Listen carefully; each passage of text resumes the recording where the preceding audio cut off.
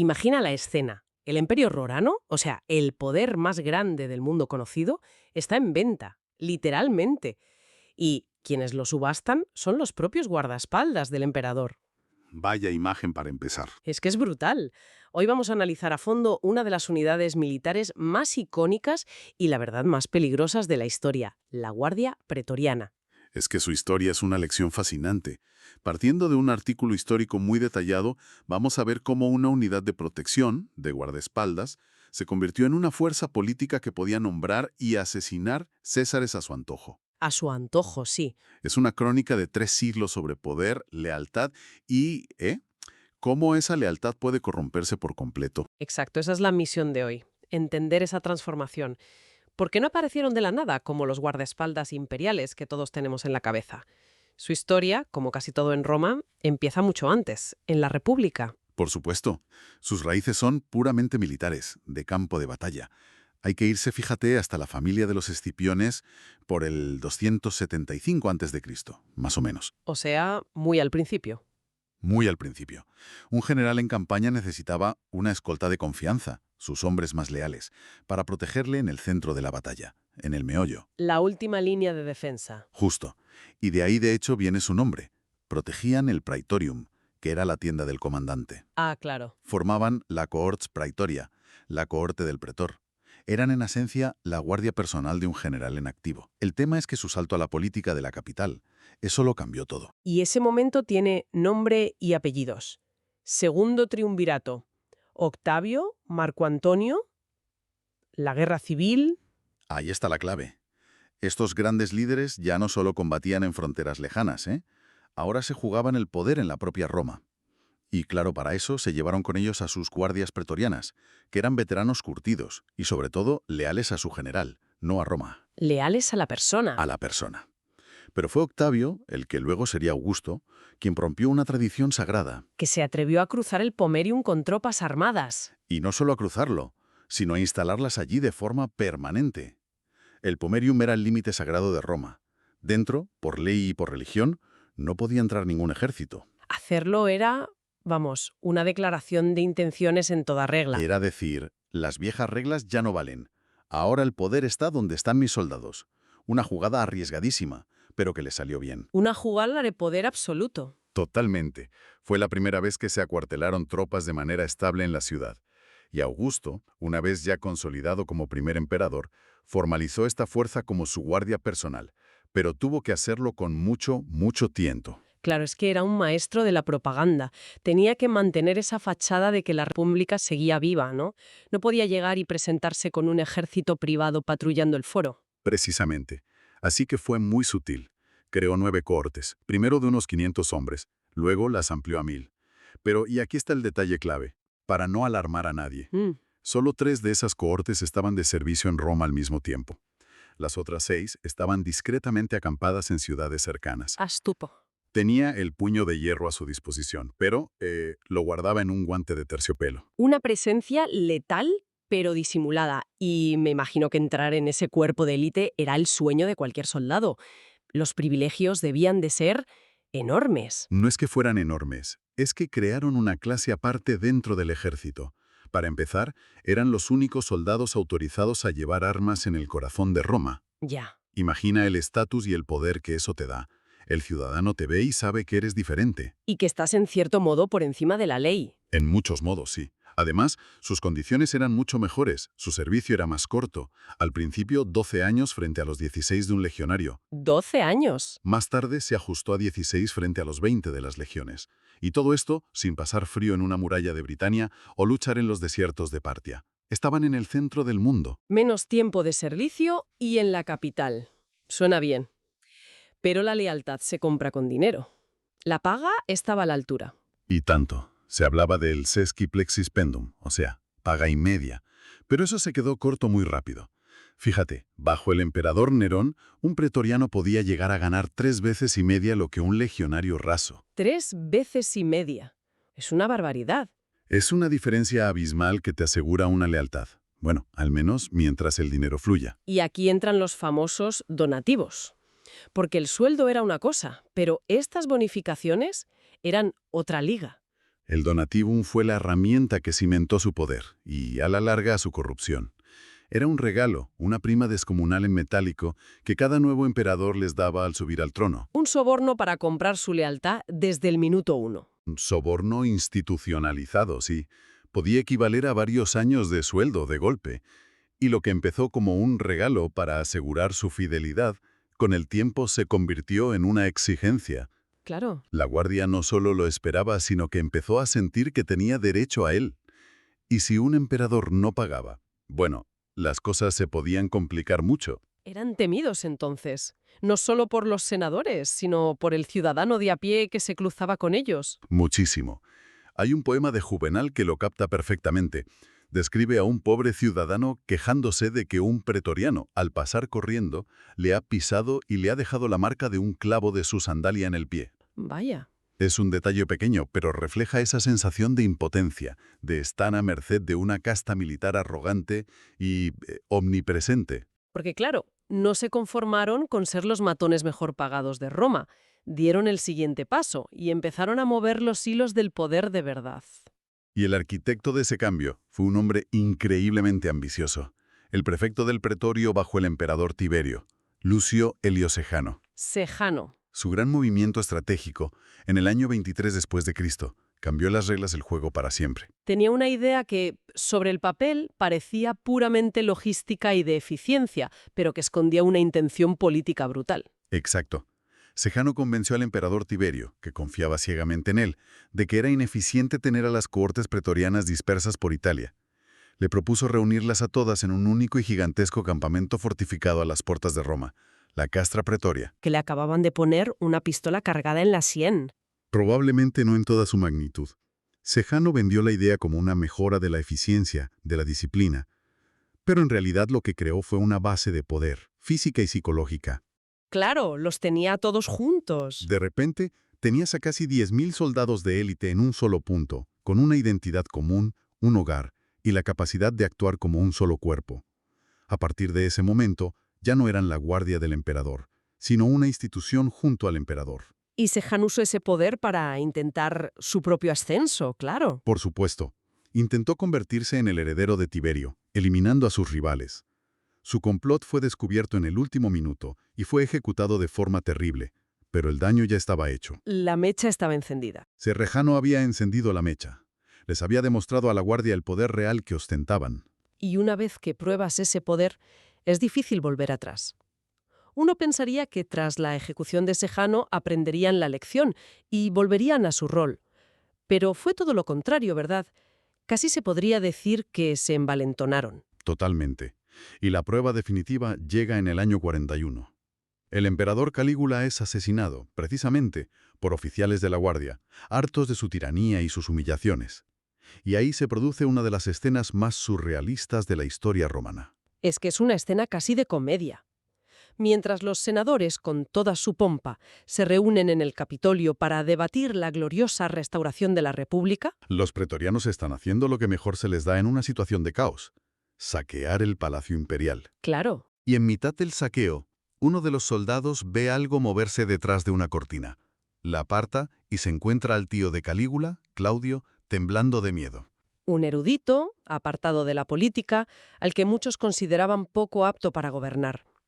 Vamos, el último hombre que esperarías que se convirtiera en emperador. Y aquí viene la decisión que define a la guardia. Podrían haberlo matado, podrían haberlo ignorado, pero en su lugar lo agarran, se lo llevan a la Castra Pretoria y lo proclaman emperador. Pero ¿de verdad fue tan simple? O sea, ¿no hubo ninguna facción que se opusiera? Me cuesta creer que todo el aparato del Estado simplemente aceptara a un emperador elegido por un grupo de soldados en mitad de un saqueo. Hubo debate y resistencia en el Senado, pero no tenían tropas. El poder real, el de las armas, estaba en el campamento pretoriano. Ya. Y la lógica de la guardia fue puramente pragmática, fue de negocio. La República no nos va a pagar un donativum, este hombre, si le hacemos emperador, nos deberá el trono y la vida. Y Claudio captó el mensaje. Al instante, les pagó una prima astronómica, el equivalente a 5 años de sueldo. Fue el primer emperador, literalmente, creado por la guardia. Y una vez que creas un rey, sabes que también puedes destruirlo. Este patrón de violencia, de influencia, Se repite, constantemente. Fíjate en el año de los 4 emperadores, en el 69. Primero abandonan a Nerón cuando ven que su final es inevitable. Luego, su sucesor, Galba, comete un error fatal. ¿Se niega a pagarles? Se niega a pagarles el donativo prometido y pronuncia esa frase increíble: «Tengo por costumbre reclutar soldados, no comprarlos». Una frase para la historia, pero... Pero probablemente la última que debería haber pronunciado delante de los pretorianos. Es como decirle a un león que te has quedado sin carne. Duró unos pocos meses. Lo asesinaron en el foro y proclamaron a Otón que si estaba dispuesto a abrir la bolsa. Pero el punto más bajo, el momento de corrupción total, llegó más tarde. La famosa subasta del imperio. Sin duda, en el año 193. Tras asesinar al emperador Pertinax, que también intentó reformarlos y ponerles coto, hicieron algo inimaginable. Espera un momento, literalmente una subasta. ¿Cómo fue eso? ¿Se pararon en las murallas del campamento y gritaron «¿Quién da más por el trono?» Pues casi, fue así de descarado. Dos pretendientes, un senador riquísimo llamado Didio Juliano y el suegro del emperador asesinado, fueron al campamento a hacer sus ofertas. Vaya tela. Y los pretorianos, desde dentro de las murallas de la castra pretoria, los hacían pujar uno contra otro. Como si estuvieran vendiendo ganado, vamos. ¿Y quién ganó? Al final, Didio Juliano ofreció 25.000 sestercios por soldado y se llevó el trono. Fue el momento más vergonzoso para Roma, la prueba de que el poder ya no residía en el Senado ni en el pueblo, sino en la corte que pagara más. Con todo este historial de intrigas, asesinatos, subastas, es fácil pensar que eran solo matones de palacio. Pero, ¿eran competentes en el campo de batalla? ¿O se habían ablandado con la vida en Roma? Esa es una idea equivocada, pero muy común. Eran una fuerza de combate de élite, temible, a la par de las mejores legiones. ¿Ah, sí? Sí.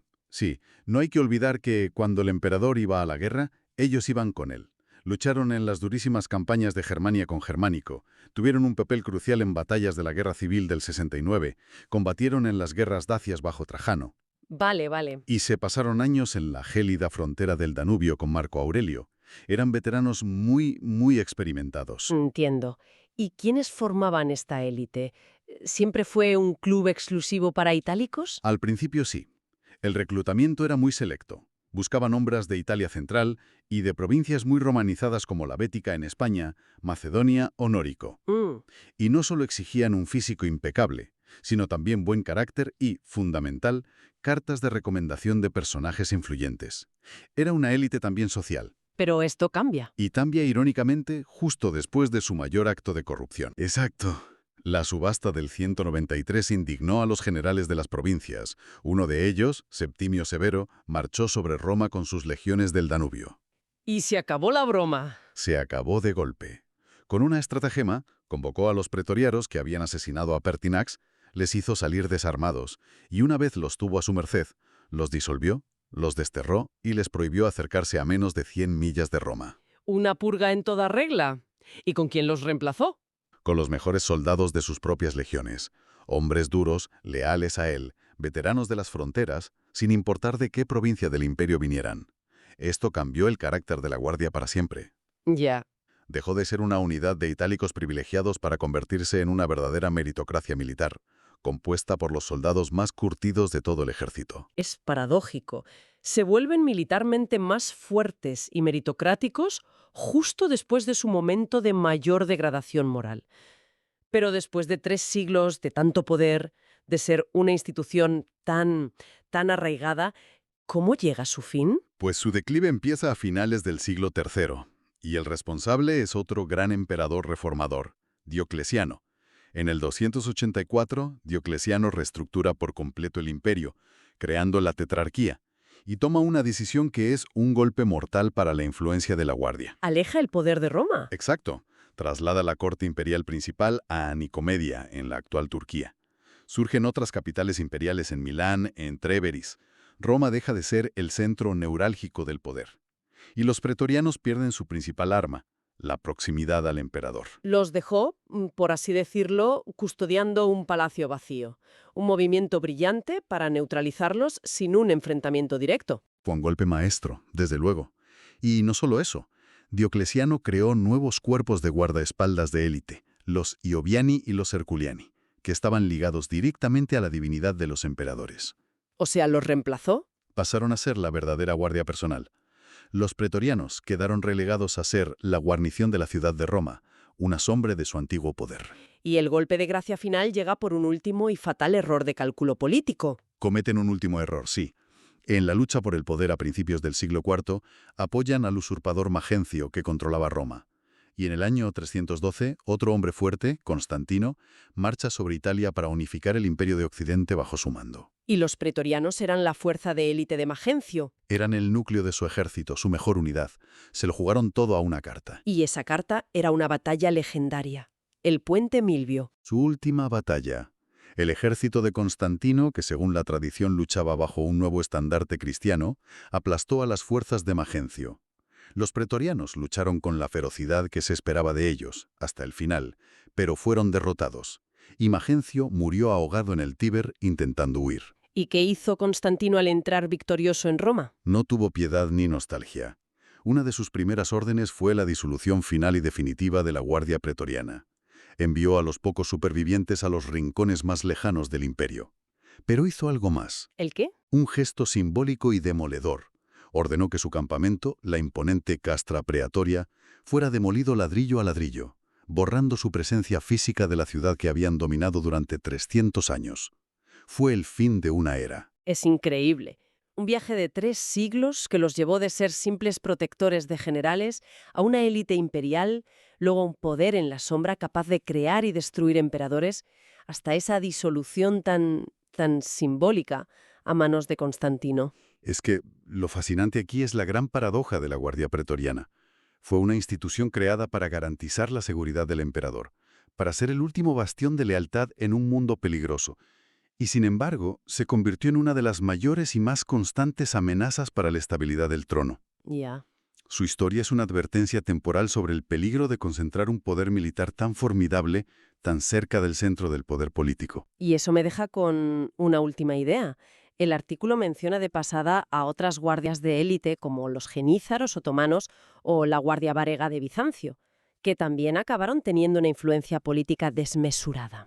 Cabe preguntarse si el surgimiento de esta clase pretoriana, con sus propias ambiciones, es un riesgo casi inevitable en cualquier sistema con un poder muy centralizado, da igual la época o el lugar.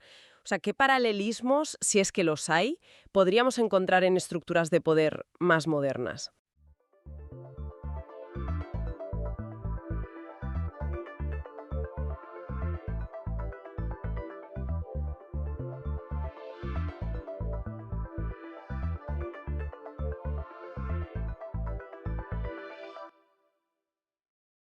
Hoy vamos a explorar la vida de un hombre que en los años 20 y 30 fue una de las personas más famosas del planeta, pero cuyo nombre hoy quizás se ha desvanecido para muchos.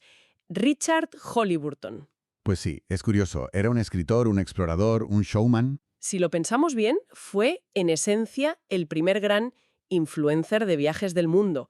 Alguien que decidió que su vida no sería una biografía, sino una colección de hazañas increíbles. La analogía es perfecta, de verdad, porque no solo viajaba, sino que creaba una narrativa, una marca personal, a través de sus experiencias. Su vida era el contenido. Y nuestro objetivo hoy es precisamente ese, desgranar las fuentes para separar un poco al hombre del mito que él mismo construyó. Exacto. No se trata solo de contar sus aventuras, que son fascinantes, sino de entender por qué las necesitaba, cómo las vendía al público, y al final, cómo esa misma necesidad de superarse lo llevó a su misteriosa desaparición en medio del Océano Pacífico.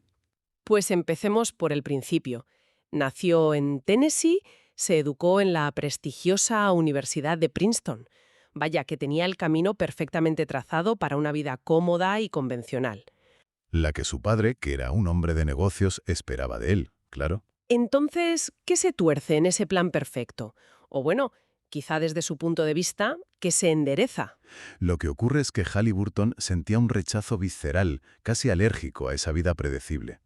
Hay una carta que le escribe a su padre, con solo 20 años, que es una auténtica declaración de guerra contra la normalidad. ¿Ah, sí? La he leído. Es potentísima. Muchísimo. En ella dice que odia la expresión «un ritmo monótono» y promete que hará todo lo posible para que su vida sea conglomerada y vívida. Y termina con esa frase que se convertiría casi en una profecía, ¿no? Justo. Dice, seré especialmente feliz si se me ahorra una muerte estúpida y común en la cama. Una muerte estúpida y común en la cama. Vaya, eso es toda una declaración de intenciones. No quería envejecer tranquilamente. Quería, no sé, consumirse en una llamarada. Exacto. Y hay que entender el contexto. Pertenece a la generación perdida, la que viene justo después de la Primera Guerra Mundial. Es una juventud que ha visto el sinsentido de la muerte industrializada en las trincheras y que, como reacción, busca experiencias auténticas, intensas. Que le den un significado a la vida. Eso es. Y fluido por autores como Oscar Wilde, para él la vida era una obra de arte que debía vivirse al máximo. Así que, en cuanto pudo, se enroló como marinero en un carguero y ahí confirmó su vocación. La aventura por encima de la estabilidad, de la familia, de una carrera convencional. De acuerdo, pero todo esto suena increíblemente caro. Su padre no parece que fuera a financiar esta rebelión contra el ritmo monótono. ¿De dónde salía el dinero para dar la vuelta al mundo? ¿O cruzar los Alpes con un elefante? Pues esa es la clave de su éxito. Se inventó su propio trabajo. Se dio cuenta de que podía financiar sus viajes vendiendo las historias de esos viajes. Se convirtió en un pionero de lo que hoy llamaríamos periodismo de aventura. ¿Y le fue bien? Le fue increíblemente bien. Sus libros como The Royal Road to Romance se convirtieron en bestsellers instantáneos. Daba conferencias multitudinarias por todo Estados Unidos. Encontró la fórmula para que el público le pagara por vivir la vida que ellos solo podían soñar. Y por lo que he leído, no se limitaba a visitar sitios. Sus viajes eran auténticas performance. Dame un ejemplo de cómo teatralizaba la experiencia, como decían en las fuentes. El mejor ejemplo quizá es el del Canal de Panamá en 1928. No se conformó con cruzarlo en un barco como todo el mundo. No, claro. Eso era demasiado normal. Demasiado monótono para él. Decidió cruzarlo a nado. Le llevó 10 días, pasando unas 50 horas en el agua. Pero aquí viene el detalle genial, la teatralización. A ver. El peaje del canal se calculaba por el tonelaje del buque. Como su tonelaje era él mismo, le calcularon la tarifa más baja de la historia, 36 centavos. Centavos basado en su propio peso. Eso es brillante. Es que es el titular perfecto. Precisamente. Él fabricaba los titulares de sus propias aventuras. El nado era casi secundario. La verdadera hazaña era la historia que generaba. Y le añadió más drama, ¿verdad? Claro, lo acompañaba una barca con un tirador del ejército para protegerlo de los caimanes. No era un deportista, era un director de escena, y él era el protagonista. Su método consistía en insertarse en la historia. Siguió la ruta de Ulises por el Mediterráneo, recreó la conquista de México por Hernán Cortés, y sí, Sí, lo del elefante. cruzó los Alpes para emular a Aníbal, pero lo hizo con un elefante que alquiló en un zoo de París llamado Miss Dalrymple. No me puedo imaginar la logística de llevar un elefante de zoo a través de los Alpes. Eso demuestra hasta qué punto estaba dispuesto a llegar por conseguir la foto, la historia. Totalmente. Y parece que tenía un don para estar en el lugar adecuado, en el momento adecuado. Se coló en la boda del último emperador de China, ¿no es así? Así es, en 1922 en la de Puyi, y su descripción es puro cine. Escribe sobre un bosque de estandartes ardiendo, dragones dorados sobre seda negra. Te lo transporta allí. Totalmente. Narra cómo la procesión llega a la ciudad prohibida, las puertas se abren revelando un patio lleno de lámparas y la pequeña novia es llevada adentro. Y mientras él observa, las puertas se cierran de golpe y en ese instante la princesa se convierte en emperatriz. Tenía esa habilidad para convertir la historia en una aventura personal y emocionante, y eso conectaba con millones de lectores. Claro. Pero para mantener esa marca personal, cada vez necesitaba hazañas más espectaculares. ¿Cuál fue el punto álgido? El viaje que realmente lo catapultó a la estratosfera de la fama. Sin duda, la expedición del Flying Carpet, la alfombra voladora, entre 1930 y 1932. Suena a una película. Y lo fue.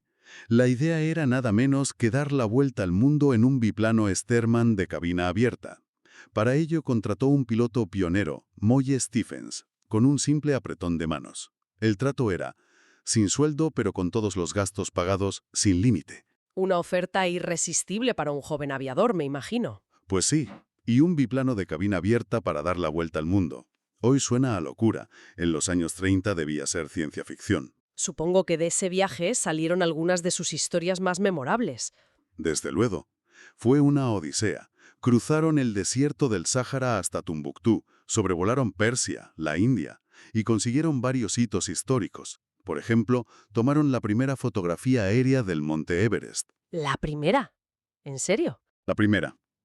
Para ello, Halliburton, sin oxígeno y a una altitud tremenda, se tuvo que poner de pie en la cabina abierta mientras volaban junto a la cumbre. Una locura. Madre mía. En Nepal, hicieron acrobacias aéreas para el Maharaja, que quedó tan fascinado que les cubrió de regalos. Y en Borneo, la raní Sylvia Brett, la esposa del llamado Raja Blanco de Sarawak, se convirtió en la primera mujer en volar en ese país gracias a ellos. Mencionas que conoció a todo tipo de gente, desde maharajas hasta...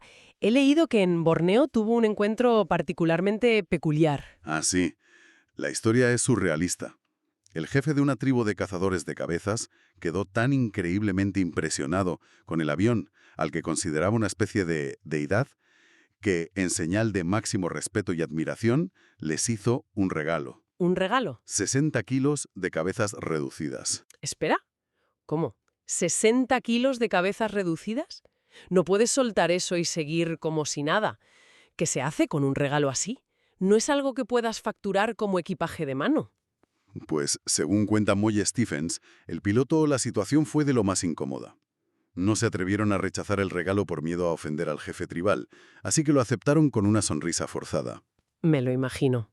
Y en cuanto tuvieron la oportunidad, en cuanto despegaron y se alejaron lo suficiente de la aldea, se deshicieron discretamente de las cabezas en la selva. Alucino. Imagino la conversación en la cabina. Moye, creo que aquí hay buen sitio para aligerar la carga. Totalmente. Tengo buenas y malas noticias. La buena es que le hemos caído genial al jefe. La mala es que vamos a tener que pagar exceso de equipaje. Bueno, en este punto, Halliburton es una celebridad mundial. Es el héroe americano por excelencia, el chico de buena familia que vive aventuras sin fin. Pero todo esto es una imagen pública muy cuidada. ¿Qué pasaba detrás de las cámaras? ¿Cómo era la vida privada de este hombre que rechazaba públicamente el matrimonio y la vida familiar? Ahí es donde la historia se vuelve mucho más compleja y, para mí, fascinante. Esa imagen del héroe americano era una fachada necesaria para la época. En realidad, Halliburton era homosexual. Algo que en esa época era muy complicado de gestionar públicamente. Imposible, de hecho. Las fuentes mencionan relaciones con hombres, como el famoso actor de cine mudo Ramón Navarro. Su relación más estable y duradera fue con el periodista Paul Mooney, que a menudo le ayudaba a editar sus escritos y que de hecho lo acompañaría en su último viaje. ¿Y esto era un secreto a voces o algo más documentado? Existen informes de la policía de París de 1935 que documentan su actividad en la ciudad. Algo que por supuesto chocaba frontalmente con la moral de la época y con la imagen que proyectaba. Vivía bajo una presión constante para mantener separadas su vida pública y privada. Es fascinante cómo la casa de una persona puede ser a veces un reflejo de su verdadero yo, un espacio donde puede ser auténtico. Háblame de esa casa que construyó, la Hangover House. El nombre ya es sugerente. La Hangover House es una obra de arte y una declaración de principios. La encargó en 1937 en Laguna Beach, California. Diseñada por el arquitecto William Alexander Levy, es una estructura radicalmente moderna de hormigón y acero que cuelga literalmente de un acantilado sobre el Pacífico. Vaya. Se dice que la escritora Ayn Rand se inspiró en ella para la Heller House de su famosa novela El manantial, y su distribución lo decía todo. Tenía una habitación para él, con un enorme mapa del mundo en la pared, una para su socio y pareja, Paul Mooney, y otra para el propio arquitecto. Era su refugio, un mundo privado construido a su medida, lejos de la mirada del público. Y mirando hacia atrás, a su obra escrita, ¿cómo ha envejecido? Me imagino que algunos de sus comentarios, vistos con los ojos del siglo XXI, pueden resultar chocantes. Sin duda. Sus escritos contienen comentarios que hoy calificaríamos de etnocéntricos, muy propios de un hombre blanco y privilegiado de su tiempo. Por ejemplo, en uno de sus libros expresa su sorpresa de que la primitiva tribu Seri viviera tan cerca de la sofisticación de Hollywood. Un comentario muy de la época, sí. Pero sería injusto juzgarlo solo por eso. Al mismo tiempo mostraba una fascinación genuina por otras culturas. No era un antropólogo, pero actuó como una especie de embajador cultural para millones de personas. Se reunió con el emperador de Etiopía, Haile Selassie, con el Mahatma Gandhi, con el último emperador de China. Abrió una ventana al mundo para una generación que no tenía acceso a esa información. Entiendo. Entonces, llegamos a finales de los años 30. Está en la cima, pero quizás siente que el mundo está cambiando, que su estrella empieza a necesitar un nuevo impulso. Exacto. Necesita una última gran hazaña, algo que nadie haya hecho antes, que lo vuelva a poner en boca de todos. Necesitaba el golpe de efecto definitivo. Y así nació la idea de su aventura más ambiciosa y, a la postre, fatal. El Sea Dragon. El dragón del mar. Cuéntame el plan, porque sonaba espectacular, como todo lo que hacía él. El plan era navegar un junco chino tradicional, el Sea Dragon, desde Hong Kong hasta la Exposición Internacional del Golden Gate en San Francisco, que se celebraba en 1939. ¿Un junco chino cruzando el Pacífico? La embarcación en sí era un símbolo perfecto de su filosofía. Un junco de 23 metros construido a la manera tradicional de Guangzhou, con un espectacular dragón pintado en la popa, pero equipado con un moderno motor diésel. Era el encuentro entre el Oriente misterioso y el Occidente moderno que él quería personificar. Suena increíblemente romántico, pero también increíblemente peligroso. ¿Fue una expedición bien preparada? Conociendo su historial, me imagino que hubo más teatro que náutica. Has dado en el clavo. El proyecto estuvo plagado de problemas desde el primer día. La financiación fue una pesadilla. Las grandes empresas lo consideraban demasiado arriesgado. O sea que no consiguió patrocinadores. No. Al final, gran parte del dinero tuvo que venir de su propia familia y de 3 de los tripulantes jóvenes, recién salidos de la Universidad de Dartmouth, que pagaron por unirse a la aventura. Vaya. La construcción fue un caos. Hay una cita del propio Halliburton que lo dice todo. Si alguno de mis lectores desea volverse rápida y violentamente loco, que intente construir un junco chino en un astillero chino durante una guerra con Japón. Un momento. Si marineros experimentados y observadores veían que el barco era básicamente una trampa mortal, ¿por qué nadie le paró los pies? ¿Era su ego, la presión por conseguir la hazaña, una especie de ceguera voluntaria? Que el junco era demasiado pesado en la parte superior, que navegaba peligrosamente bajo y que los mástiles y las velas eran desproporcionadamente grandes. O sea, que era inestable. Era una embarcación inherentemente inestable. La cabina de popa era casi 3 metros más alta de lo que debería, pero Halliburton ya estaba metido de lleno en la narrativa. Había anunciado la hazaña al mundo. Dar marcha atrás habría sido una humillación pública. Creo que se había convertido en prisionero de su propia leyenda. Tenía que seguir adelante. Y siguió adelante. ¿Cómo fueron esos últimos días? Durante las primeras 3 semanas, todo pareció ir relativamente bien, pero el 23 de marzo se adentraron de lleno en un tifón masivo, a unos 1.900 kilómetros al oeste de las Islas Midway. Se recibieron 2 últimos mensajes por radio. ¿Qué decían esos mensajes? El primero, captado por el presidente Coolidge, que estaba a unos 600 kilómetros, es de una ironía que hiera la sangre. El capitán del junco, John Welch, les envió un mensaje jovial. ¿Jovial? ¿En medio de un tifón? ¿Sí? Decía, pasándolo de maravilla, ojalá estuvieras aquí en mi lugar. En ese momento las estimaciones hablaban de olas de más de 12 metros de altura. Madre mía. Poco después llegó el último mensaje, mucho más técnico y serio. Vendaval del sur, chubascos de lluvia intensa, mar gruesa, todo bien. Y después de eso, nada. Silencio absoluto. Desaparecen sin más. ¿Cuál fue la reacción? ¿Se organizó una búsqueda de inmediato? Aquí la historia toma otro giro trágico. La Guardia Costera tardó en reaccionar. Al parecer, conocían la fama de Halliburton como showman y sospechaban que todo podría ser un truco publicitario. ¿En serio? ¿Pensaban que era un montaje? Pensaban que había fingido su desaparición para reaparecer triunfalmente en San Francisco. Cuando por fin se convencieron de que la situación era real y desesperada, la Marina de los Estados Unidos montó una de las operaciones de búsqueda más grandes de la historia naval hasta esa fecha. Rastrearon casi 400.000 kilómetros cuadrados de océano. ¿Y? No encontraron ni una astilla, ni un resto del barco, ni un cuerpo, nada. Simplemente se los tragó el mar. El 5 de octubre de 1939, Richard Halliburton fue declarado legalmente muerto.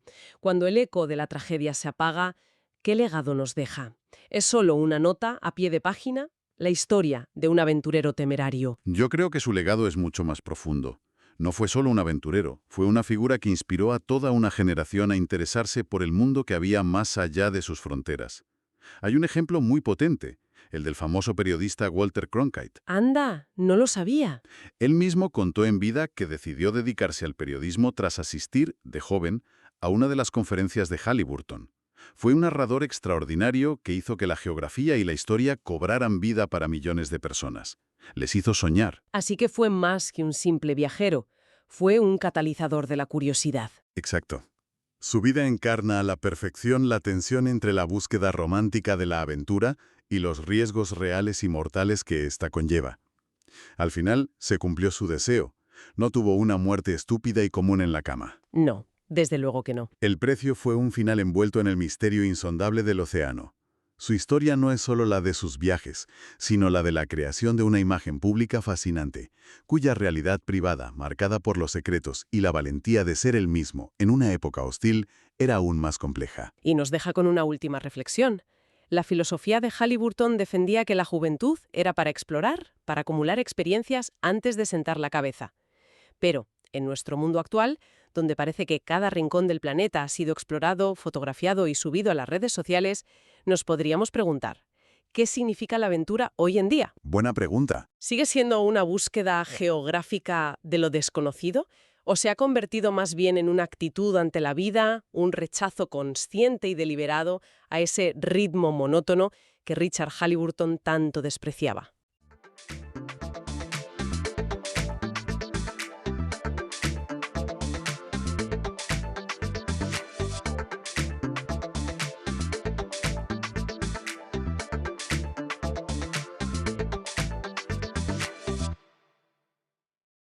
Pues tengo una pregunta para empezar.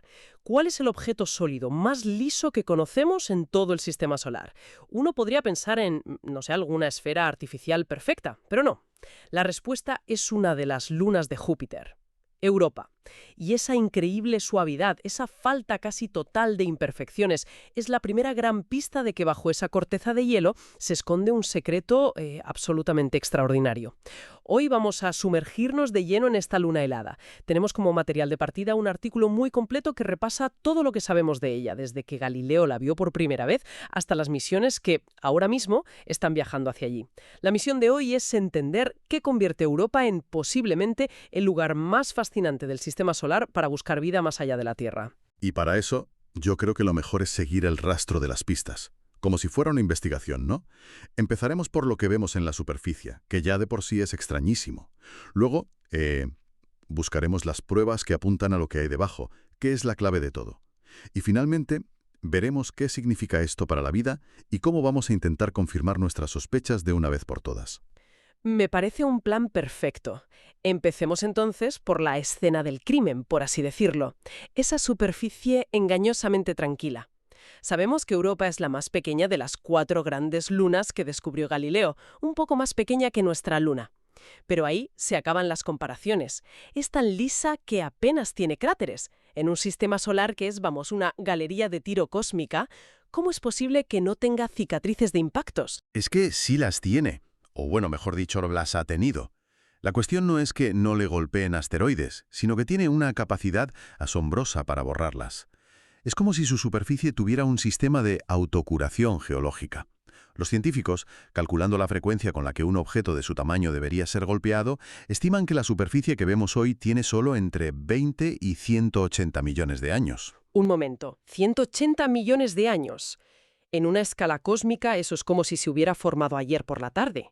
Nuestra luna tiene zonas de más de 4.000 millones de años. Que Europa sea tan joven geológicamente solo puede significar una cosa. Está viva. Hay algo activo debajo que la está rehaciendo constantemente. Exactamente. Has dado en el clavo. Esa juventud es la prueba, irrefutable de que es un mundo dinámico. El motor que borra las cicatrices y renueva la superficie está justo debajo del hielo. Y aunque no tiene montañas, sí tiene unas marcas muy curiosas que la recorren entera. En las fotos parecen como unas venas o cicatrices de color rojizo oscuro que se cruzan en todas direcciones. El artículo las llama linear. Son simples grietas en el hielo. Son mucho más que eso. Son la prueba de que el hielo no solo se agrieta, sino que se mueve, se desplaza. Son fracturas, sí, pero los bordes a cada lado se han separado y movido como piezas de un puzzle mal encajadas. ¿Me estás diciendo que tiene algo parecido a la tectónica de placas, como en la Tierra, cuando se separan los continentes? La analogía es perfecta. De hecho, los científicos planetarios hablan de una tectónica de hielo. La hipótesis principal es que esas líneas se forman a medida que la corteza helada se estira y se parte, permitiendo que hielo más cálido y blando del interior suba y cree nueva superficie. Es un proceso muy similar al que ocurre en el fondo de nuestros océanos, en las dorsales oceánicas. Vaya. E incluso hay pruebas de lo contrario, de subducción, es decir, placas de hielo enteras que se hunden y son recicladas en el interior. Increíble. Entonces, si la superficie se está curando a sí misma y moviéndose, como nuestras placas tectónicas, el motor de todo eso, lo que lo lubrica, tiene que estar debajo. Esto me lleva a la gran pregunta que ha fascinado a los científicos durante décadas. ¿Qué es exactamente lo que hay allá abajo? Esa es la pregunta del millón. Y la respuesta, según un consenso científico cada vez más sólido, es un océano. Un océano global de agua líquida y salada. Vale. Y no es una suposición. O sea, se basa en la convergencia de varias líneas de evidencia muy potentes. De acuerdo. Vamos a examinarlas. ¿Cuál es la primera y más importante? El calor. Europa está muy lejos del Sol. Su superficie está a unos 160 grados bajo cero. No debería haber agua líquida. Pero Europa tiene una fuente de calor interna, y es brutal. Su órbita alrededor de Júpiter no es un círculo perfecto, es ligeramente elíptica. Y esto hace que la gigantesca gravedad de Júpiter la estire y la comprima constantemente, como si fuera una pelota antiestrés. Para un momento. O sea, que estamos ante un mundo que genera su propio calor para mantener un océano líquido a pesar de estar lejísimos del Sol. Eso rompe por completo la idea clásica de la zona habitable que depende de la distancia a una estrella. El motor no es el Sol, es el propio planeta gigante al que orbita. Has captado la idea fundamental. Es un cambio de paradigma. Esta fricción constante, este amasado gravitatorio, genera una cantidad inmensa de calor en el núcleo rocoso y el manto de Europa.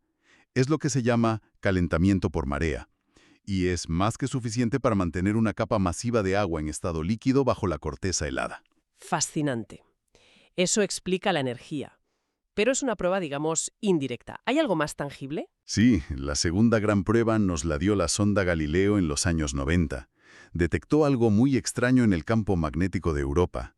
Resulta que tiene un campo magnético débil, pero no es propio, no lo genera su núcleo como la Tierra, es un campo magnético inducido. Se crea porque Europa se mueve dentro del potentísimo campo magnético de Júpiter. Para que eso ocurra, es físicamente necesario que haya una capa en el interior de la Luna que sea eléctricamente conductora. Y el mejor conductor eléctrico a esa escala que se nos puede ocurrir es... Un océano de agua salada. El agua pura no es muy buena conductora, pero si le disuelves sales, como las que tenemos en nuestros océanos, se convierte en un conductor excelente. El modelo de un océano salado bajo el hielo encaja a la perfección con las mediciones magnéticas de Galileo. Es la prueba más directa que hemos tenido hasta ahora. Entendido. El calor interno y el campo magnético son pruebas físicas muy potentes. Pero ¿hay algo en la propia superficie? ¿Alguna cicatriz o formación geológica que nos haga pensar eso solo pudo formarse si había agua líquida justo debajo? Absolutamente. Y es la tercera línea de evidencia. Son los llamados terrenos caóticos. Hay zonas en la superficie, la más famosa es Conamara Chaos, que parecen un paisaje apocalíptico. Son áreas enormes donde la corteza de hielo está completamente rota, en bloques, inclinados, rotados, hundidos, como si fueran icebergs que quedaron atrapados en un mar que se congeló de repente. O sea, un paisaje que grita que la base sobre la que se asentaba se derritió o se volvió inestable. Exacto. La interpretación más aceptada es que estos terrenos se forman donde grandes masas de calor del océano suben y derriten la corteza desde abajo, provocando su colapso.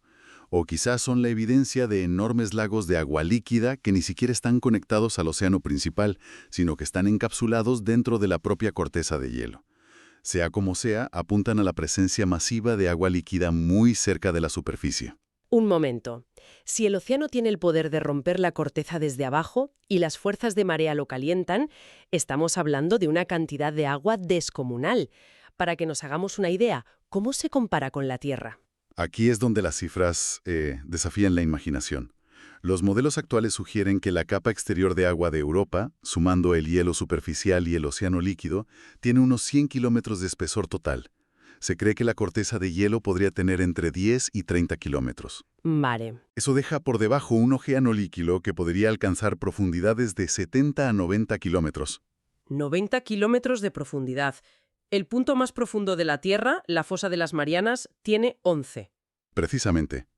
Y si hablamos de volumen total, los cálculos estiman que el océano de Europa podría contener el doble o incluso el triple de toda el agua líquida que hay en todos los océanos de la Tierra juntos. Es increíble que en esta luna, que es más pequeña que la nuestra, puede haber el triple de agua que en todo nuestro planeta. Ese dato por sí solo cambia por completo la perspectiva. Tenemos un mundo oceánico oculto en nuestro propio vecindario cósmico. Vale, aceptamos que hay un océano gigantesco, salado y relativamente cálido. La siguiente pregunta es inevitable. ¿Qué hay en esa agua?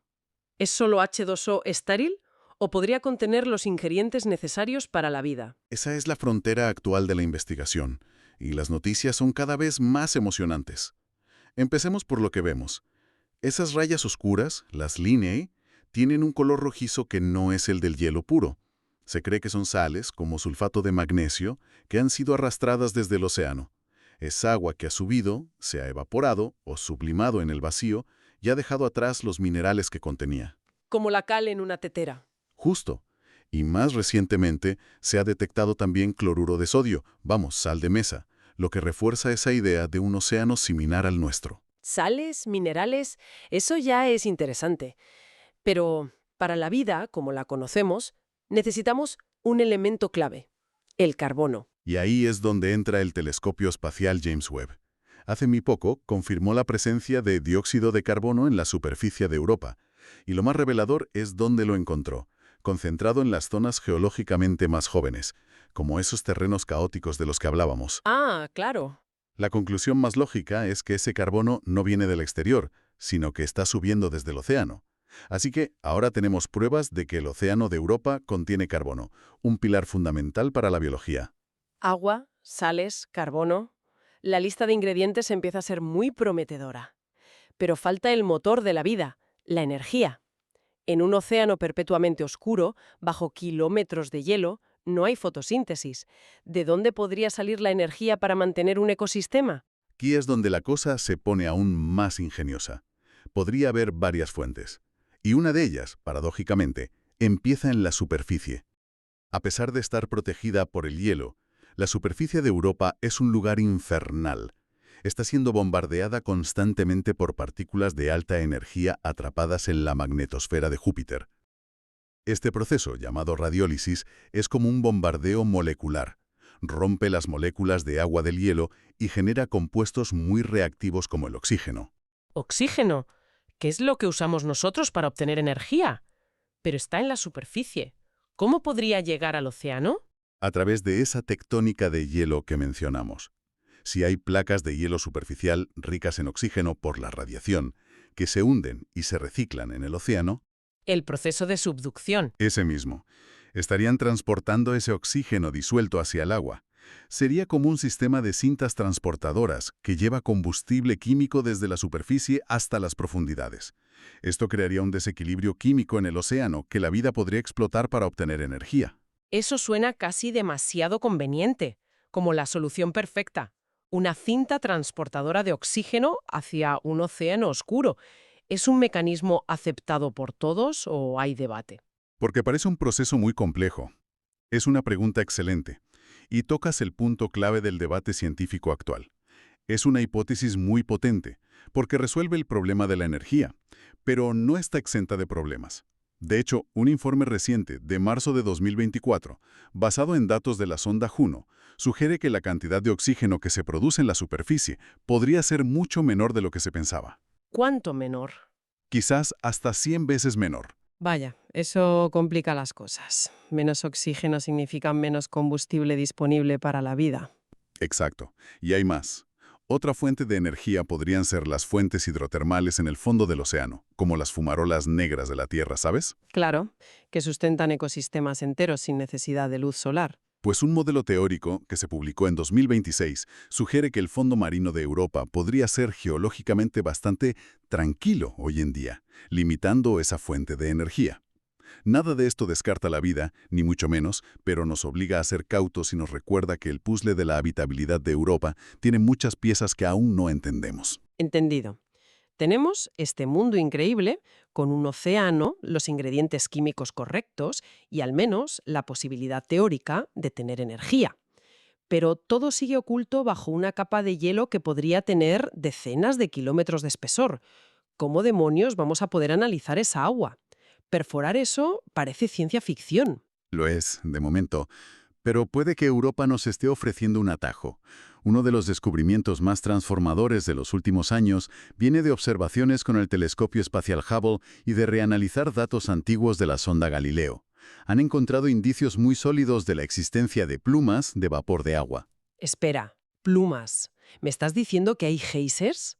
¿Que Europa está literalmente escupiendo muestras de su océano al espacio? Esa es la idea.